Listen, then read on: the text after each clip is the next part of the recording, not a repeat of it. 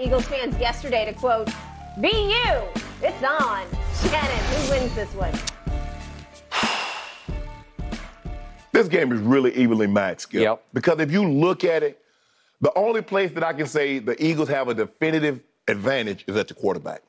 Offensive line, running game, skill position players, Debo, Kittle, Ayuk, Jennings, the running backs with C-Mac and Mitchell. Mm-hmm. I think it's a push. Defensive line, I mean, you look at the defenses, Skip, Fred Warner and Bosa and Armstead might give a slight edge to the secondary of the Eagles. But as far as D-line and linebackers, I think that's a push. The only advantage that I give is Jalen Hurts over Purdy. Mm-hmm. And I don't think that's a stretch, and I don't think I'm breaking news to anyone. But I just gotta, and maybe it's because I know Kyle. Maybe it's because I want this to happen. And by the way, you watch Kyle grow up. I watch you grow up. I've been knowing him. If Kyle's 42, I've been knowing him probably since he was 10 or 11. And his father was my head coach. He was my offensive coordinator first, because when I first got there, he was the offensive coordinator. Yep. Well, he was the quarterback's coach. Chan Gilly was the offensive coordinator. Okay. And I think I'm going to take the 49ers, Skip, in a very close ball game. I love what DeMeco Ryan is doing. Those guys play so extremely hard for him. I know he's going to have a plan, because the one thing you plan for is you got to have a plan for Jalen Hurts' legs. And I don't think he's going to make the mistake that the Minnesota Vikings made when dealing with Daniel Jones and let him constantly kill you picking up first downs with his legs. You have to account for him. You almost treat it like when he drops back to pass, guys, you got to stay in your lanes. I know a lot of times, Skip, you can get away with it, like get out of your lane, and you can still get back there and get him. You can't take that kind of opportunity with the Jalen Hurts, guys that dynamic with their legs. And so I think they come up with a great game plan. They neutralize Jalen Hurts' legs. They make him throw the football from the pocket. And I'm going to take the 49ers in a very, very close ball game. I'm going to say 49ers, I'll say 23-20. 23-20. I'm going to go a little lower score than you. Okay. Because this is going to be an old school headbangers ball. That's what we got going on here, because some heads are going to get banged in this one. And I hope there aren't any concussions, but some blows are going to get struck in this game. I'm going to go lower scoring, but I'm going to flip the score. I say the Eagles prevail 19-16. Okay. And intriguing is your breakdown, because the truth is, if I go position group by group, all the way across the ball, I give San Francisco a slight edge just about everywhere except maybe the offensive lines. And I think San Francisco's is very good. Yeah. But maybe it's a tiny edge to Philly, just a tiny. Yeah.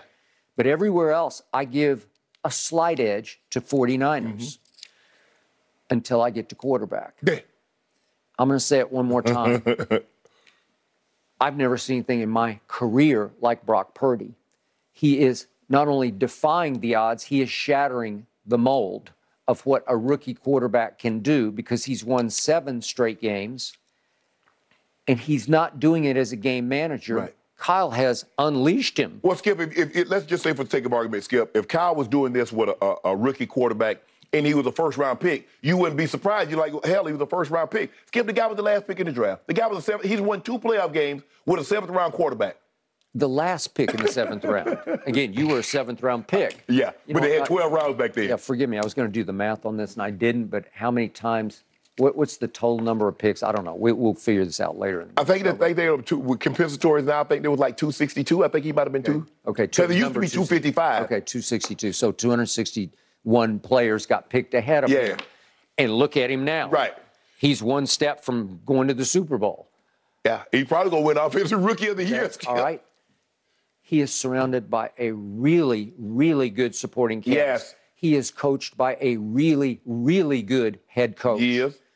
His defensive coordinator is really, really good, and his defense has his back really, really hugely. Yes. So we get all the you can't hand a kid a better new toy than this one, because this is the best toy on in the whole building. So the point is, It's not Brady in 2001 where you just kind of conservatively, let's take our check downs, let's do this. You know, but that was Brady's second year. But I'm saying this is a raw rookie starting. At least Brady got to sit there and watch Drew Bledsoe. Yes, absolutely. Sort of, by osmosis, just sort of soak it in. Yeah. Oh, this is how you do it at this level. And he was pretty ready to go when he got his chance in the third game of the year. Right. And he never looked back. Right.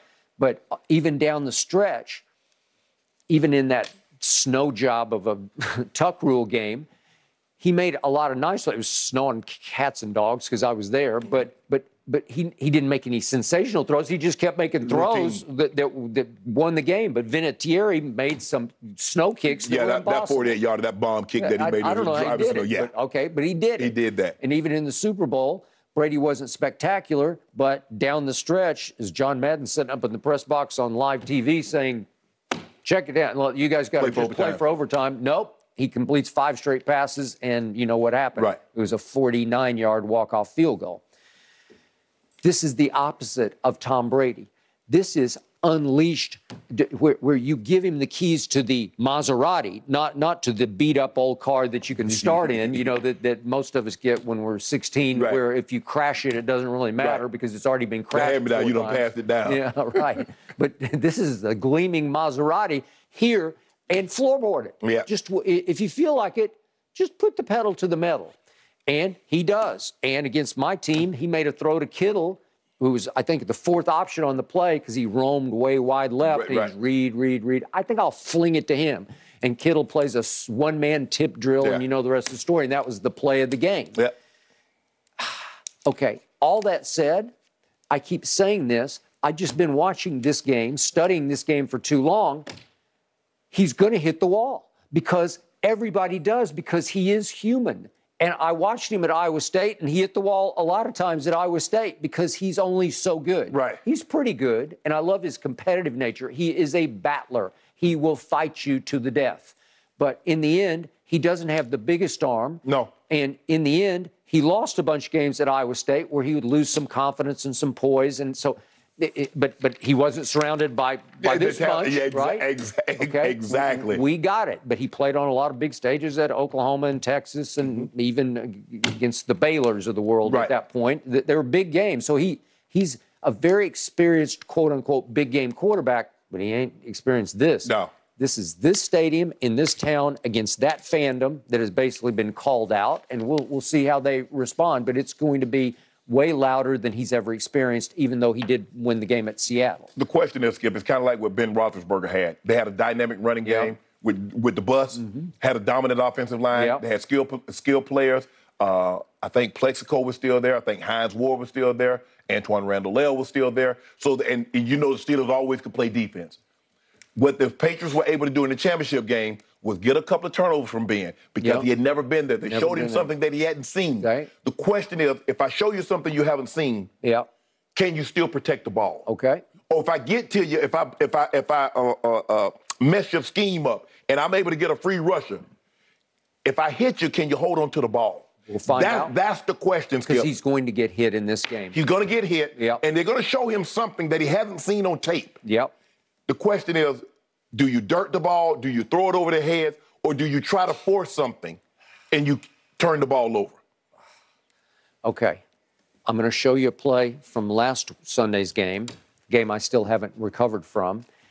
This is the kind of play that Philly is going to have to make because he's going to give you 2 or 3 opportunities to make this play. If we could see the ball that got deflected to Javon Diggs, this ball is tipped and it hits Diggs right in the hands. I don't know how it's tipped. I mean, look at that. This is my ultimate ball hawk, and it goes right through his hands and hits him in the stomach. Am I right? Yes.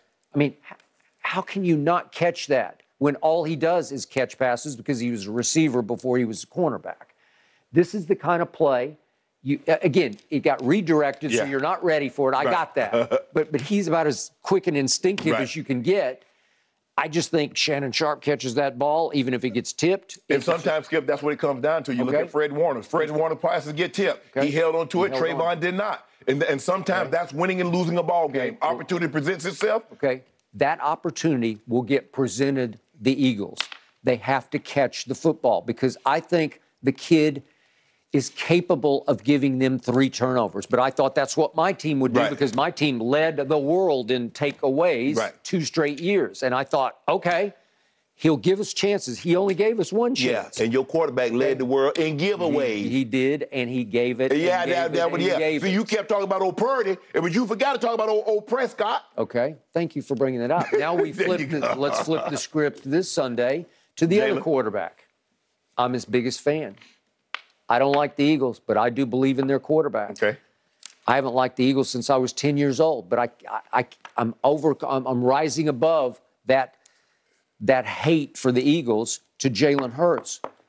He is him in Philadelphia. He has changed the fate of that franchise. I first guessed it the moment he was drafted. I said, they stole him, and look at them now. He is the ultimate leader.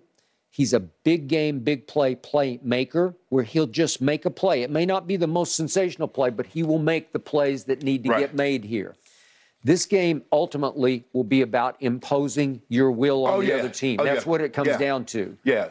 Physically imposing your will. And I believe in the end, he will impose his on an extraordinary defense. They are really good on defense, but he will make a few plays that will win this game. If I'm DeMeco Ryan, he's going to impose his will with his arm. Okay. I'm not going to let him beat with his leg skill because I believe that's the thing. Those third down where he's picking up with the run, I'm going to make Jalen Hurts. If Jalen Hurts throws for 350 and 3 touchdowns, Skip, I walk to the center field and shake your hand and say, good luck, son. All right. What happened when my Cowboys played on that Sunday night at Philadelphia?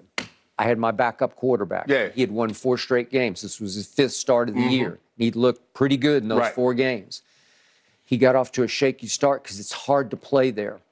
And yet, when he finally settled in, here he came, and he scored 17 unanswered. And all of a sudden, he got it to 20-17 early in the 4th quarter, so lots of time left in the game. Yeah. And what did Jalen Hurts do? He got the ball back, and on 3 straight third downs, it was Jalen Hurts who converted because he converted twice with his legs and once on an option play where he pitched it to Gainwell, and he got it. Right. Okay? So it's hard to stop him because it's not that he's going to scramble the way Lamar does and hurt you, but he's going to run. We got their diagram run for it. They just diagram these runs, and he is an artist with the football, and he will make